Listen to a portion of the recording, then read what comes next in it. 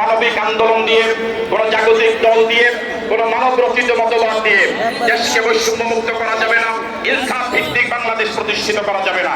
বাংলাদেশকে যদি ইনসাফ ভিত্তিক বাংলাদেশ প্রতিষ্ঠিত করতে হয়, যদি বৈষম্য দূর করতে হয়, সব দল মত নির্বিশেষে, ধর্ম বর্ণ নির্বিশেষে সব নাগরিক যদি তার নাগরিক অধিকার ফিরে পেতে হয়, ইনসাফ যদি ফিরে পেতে হয়, ন্যায় বিচার যদি ফিরে পেতে হয়, সকলকে ফিরে আসতে হবে আল্লাহর কোরআনের আইনের দিকে।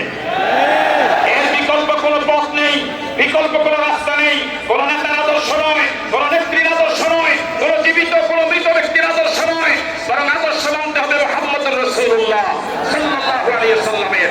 আমরা কি চাই আমাদের বাংলাদেশ আল্লাহর কোরআন দিয়ে চলুক? এটা কি চাই? হাত তুলে দেখায়।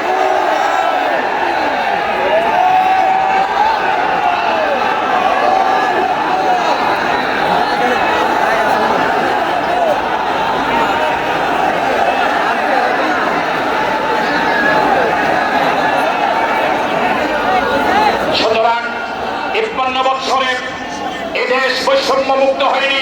আসুন কোরআনের পথে, আসুন নবীর সুন্নাহর পথে, আসুন আল্লাহর গোলামীর পথে, আসুন হক্কানি উলামায়ে কেরাম পীর মাশায়েখের পথে, আদর্শের নবী করিম সাল্লাল্লাহু আলাইহি ওয়াসাল্লামের আদর্শের পথে, নবী করিম সাল্লাল্লাহু আলাইহি ওয়াসাল্লামের আদর্শ আল্লাহর কোরআনের রাজ কায়েম করার জন্য যদি আমার আন্দোলন করা লাগে, জীবন দেওয়া লাগে, রাজপথে নামা লাগে, এই ময়দান থেকে কিছু যুবককে কি পাওয়া যাবে?